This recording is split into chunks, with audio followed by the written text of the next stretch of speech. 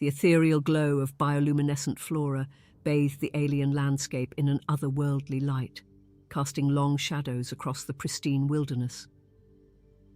Castor stood at the edge of the biodome, his weathered hands pressed against the transparent barrier that separated him from the breathtaking world beyond.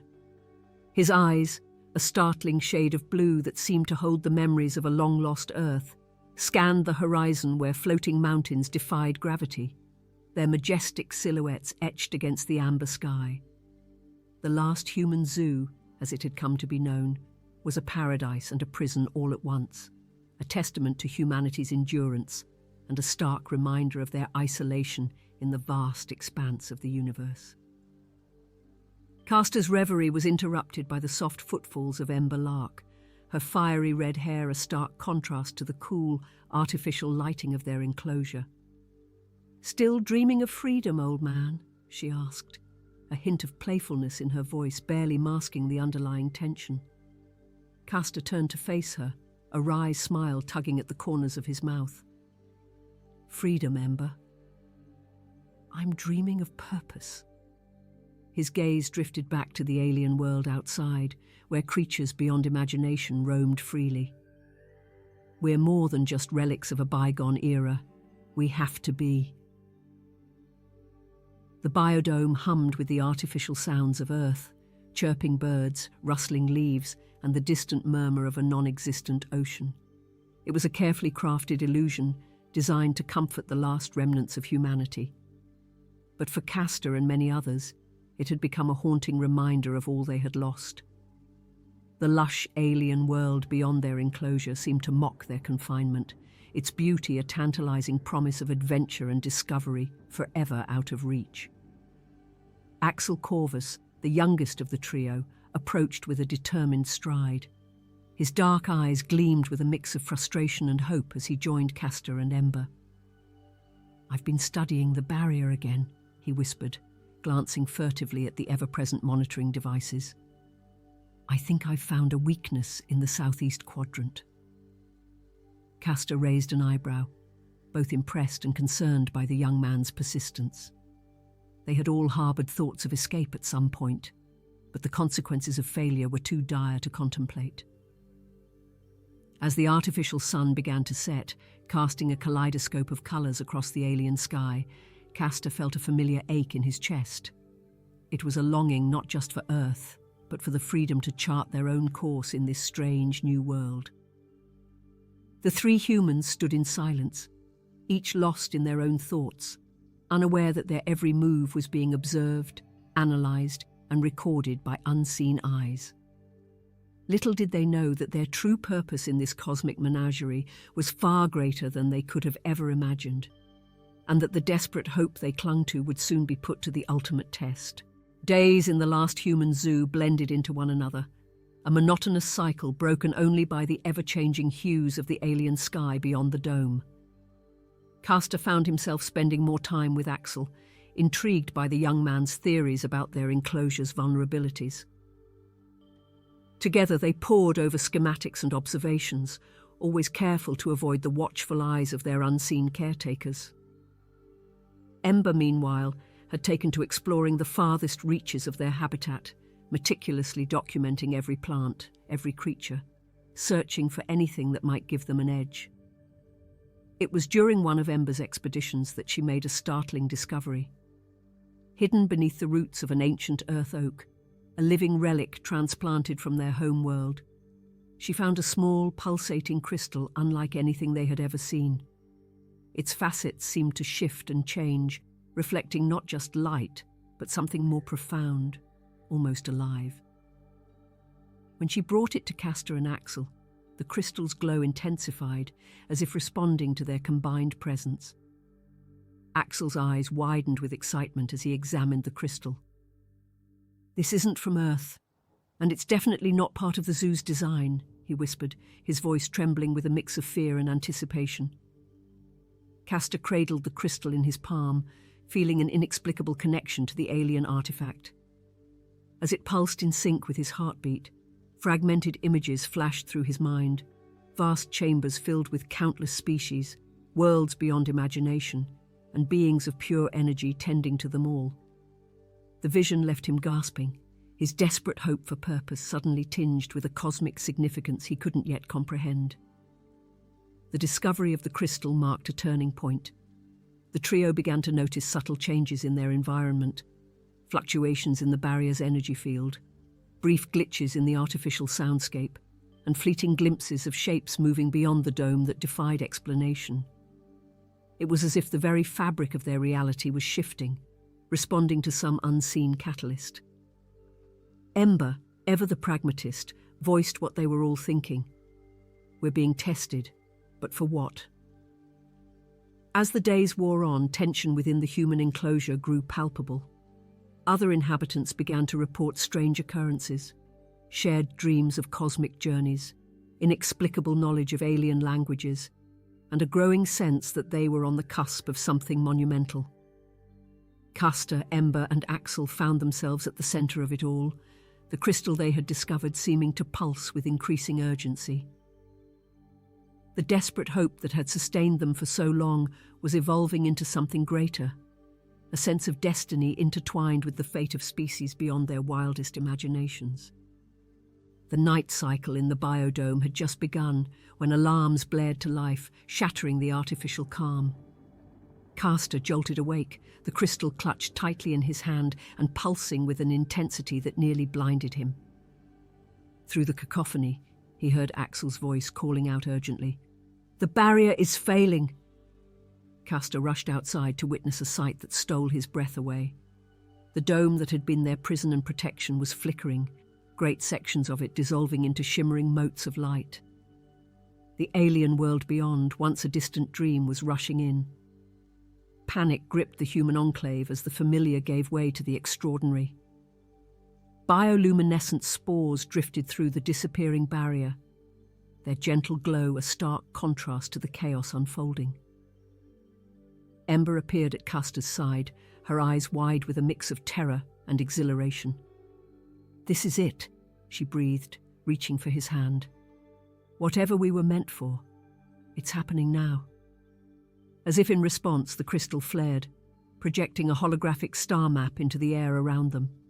Countless worlds flickered to life, each pulsing with the same rhythm as the crystal. Suddenly, the ground beneath them trembled. The floating mountains outside drew closer, revealing themselves to be not mountains at all, but colossal biomechanical structures. As they approached, Castor, Ember, and Axel felt a presence in their minds. Vast, ancient, and undeniably alien. In that moment of contact, understanding flooded through them. They saw the grand tapestry of life across the universe, the delicate balance of ecosystems on countless worlds, and the vital role that humanity was meant to play in it all. "We are the custodians," the alien presence communicated, not in words but in vivid concepts and emotions. "You are not specimens but seeds. Humanity, like countless species before you, stands at a crossroads. You have been preserved, studied, and prepared for a greater purpose." Images cascaded through their minds, desolate worlds brought to life, dying species revitalized, and the delicate web of life stretching across the cosmos. Your adaptability, your resilience, your capacity for hope in the face of adversity, these are the traits that the universe needs. As the last vestiges of the barrier fell away, Castor, Ember, and Axel found themselves no longer afraid, but filled with a sense of awe and purpose that dwarfed their former desperation. The crystal, now hovering between them, pulsed one final time, before dissolving into particles of light that spread through the assembled humans. With this gift, they understood, came the knowledge and the means to embark on their cosmic journey. The last human zoo was no more. In its place stood the first generation of humanity's new role as guardians and nurturers of life across the stars. In the days that followed the revelation, the former inhabitants of the last human zoo found themselves in a state of transformative wonder. The merging of their carefully constructed Earth-like habitat with the vibrant alien ecosystem created a breathtaking new reality. Castor, Ember, and Axel now recognized as the catalysts of this cosmic awakening, took on the role of guiding their fellow humans through the transition. The knowledge imparted by the custodians swirled in their minds, gradually settling into a coherent understanding of their new purpose. Ember, her natural curiosity amplified by the cosmic insight she now possessed, took charge of cataloguing the myriad life forms that now shared their expanded world. Her fiery hair seemed to glow with an inner light as she moved through the alien landscape, effortlessly communicating with creatures that defied earthly categorization. "Every species has a story," she explained to a group of wide-eyed children, her hands gently cradling a floating luminescent organism. "And now it's our job to learn and preserve those stories across the stars." Axel's technical prowess found new purpose as he worked to decipher the biomechanical marvels of the custodians' technology. The floating structures that had once been mistaken for mountains now served as a base of operations and learning. Within their cavernous interiors, holographic displays showcased worlds in need of humanity's newfound skills in adaptive ecosystem management. Axel's eyes sparkled with excitement as he explained to his peers, "We're not just travelers or terraformers. We're going to be the bridge between worlds, between species that might never have connected otherwise." Castor, bearing the weight of leadership that seemed to settle naturally on his shoulders, spent long hours in communion with the custodians. The vast network of consciousness that spanned the universe was overwhelming at first, but he gradually learned to navigate its currents.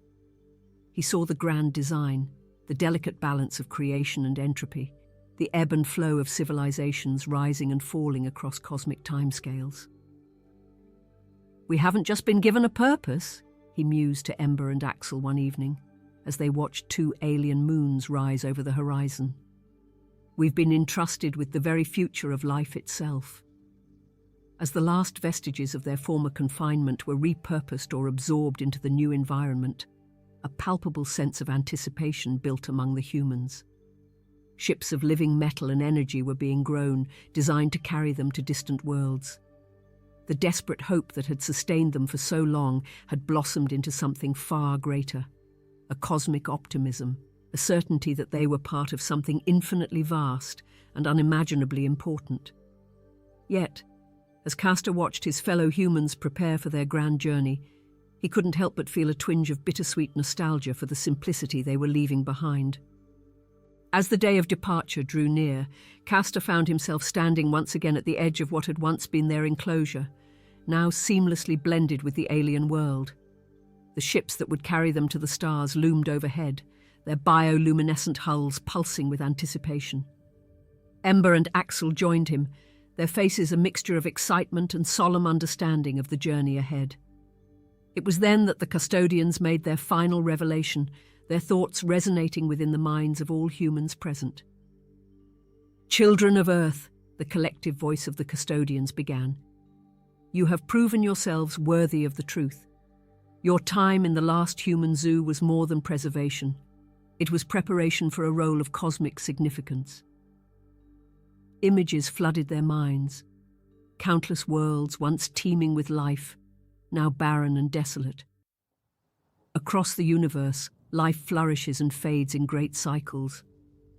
But some species, like yourselves, possess the rare ability to revitalize entire ecosystems. The realization dawned on Castor, Ember, and Axel simultaneously. "We're not just nurturers," Ember whispered, her eyes wide. "We're seeds of resurrection." Axel nodded, his mind racing with the implications. The zoo, our preservation, the tests, it was all to ensure we could adapt to any world, any condition. Castor felt a profound sense of purpose wash over him. "We're part of a grand experiment in universal ecology." The custodians continued, showing them visions of long-extinct species brought back to life through the careful intervention of beings like themselves. Humanity's role became clear.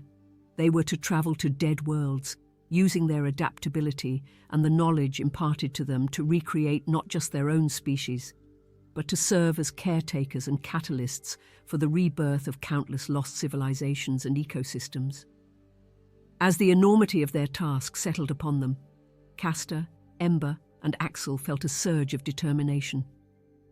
The desperate hope that had sustained them in confinement had transformed into a resolute commitment to their cosmic duty.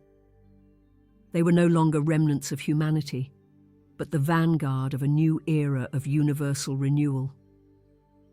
As they boarded their living ships, ready to embark on their journey across the stars, Castor took one last look at the world that had been their cage and cradle. "We carry the seeds of worlds within us," he said, his voice filled with wonder and responsibility. "Let's bring the universe back to life." With that, the ships rose into the alien sky, carrying the last humans towards their destiny as the architects of resurrection in a universe of endless possibilities.